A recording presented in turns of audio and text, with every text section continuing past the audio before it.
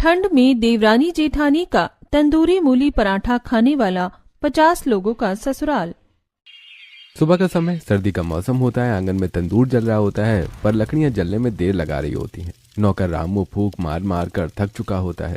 उसके माथे पर पसीना, हाथ काले और आंख धुएं से लाल हो चुकी होती हैं। अरे हद हो गई अब तो। अरे रोज सुबह सुबह 50 लोगों के लिए तंदूरी मूली पराठे बनाओ। इतने लोगों के लिए कौन पराठे बनाता है? आजकल सबके घर में गैस है, यहाँ तो बस तंदूर, धुआं और मूली।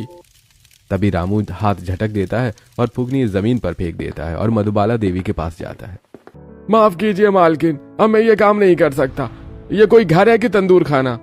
मधुबाला देवी शॉल ओढ़े सोफे पर बैठी होती है, गंभीर चेहरा लेकर। क्यों रामू, क्या हुआ? सुबह सुबह इतने गुस्से में क्यों हो? मालकिन, मैं अब ये तक तंदूर जलाता रहा, 2-2 घंटे लगते हैं। फिर मूली छीलो, आटा गूंथो, पराठे सेको। यहाँ तो नींद से ज्यादा काम है और सर्दी से ज्यादा धुआं। आजकल कौन तंदूर में पराठा बनाता है? सबके घर में गैस लगी है, हीटर चलता है। मैं अब और नहीं कर सकता मालकिन। ठीक है रामू, अगर तुझे इतनी तकलीफ है तो जा, अब हमें तेरी जरूरत नहीं है।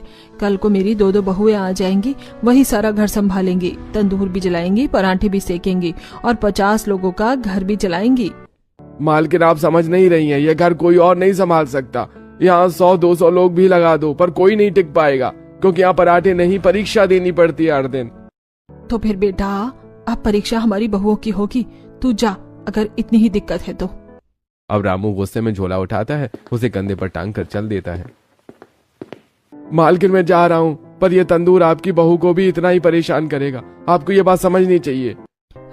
जाने दे उसे, कल से नई सुबह होगी, नई बहुएं आएंगी। अब ये घर उनके हाथों से महकेगा। अगले दिन दोनों बेटों की शादी होती है और 2 बहू घर आती हैं। गृह प्रवेश हो रहा होता है। घर के दरवाजे पर रंगोली बनी होती है। दरवाजे पर केले के पत्ते और फूलों की माला टंगी होती है। ढोल की हल्की आवाज, बच्चों की हंसी और पूरे आंगन में रौनक फैली होती है। दरवाजे पर दोनों बहुएं दिव्या और ज्योति लहंगे और गहनों में सिर झुकाई खड़ी होती हैं। सास आरती की थाली लेकर सामने खड़ी होती है। स्वागत है बेटा तुम्हारा इस घर में। अब ये घर तुम्हारा है और हम सब तुम्हारे अपने हैं। सास दोनों के माथे पर तिलक लगाती है, आरती की थाली घुमाती है। पीछे से बाकी 50 लोग तालियां बजा रहे होते हैं। अरे वाह, बहुएं आई हैं। ये तुम्हारे ताऊजी हैं, हमारे बड़े, सबके सलाहकार। ये तुम्हारे चाचा जी सुबह से रात तक तंदूर के पास बैठे रहते हैं। और ये तुम्हारी बुआ सास, जो घर की हर मीठी चीज की एक्सपर्ट हैं। बेटा वाह, स्वागत है। बेटा आओ आओ आओ, स्वागत है बेटा, आओ। सास सभी बाकी रिश्तेदारों का परिचय दे रही होती है। हे भगवान, ये तो पूरा मोहल्ला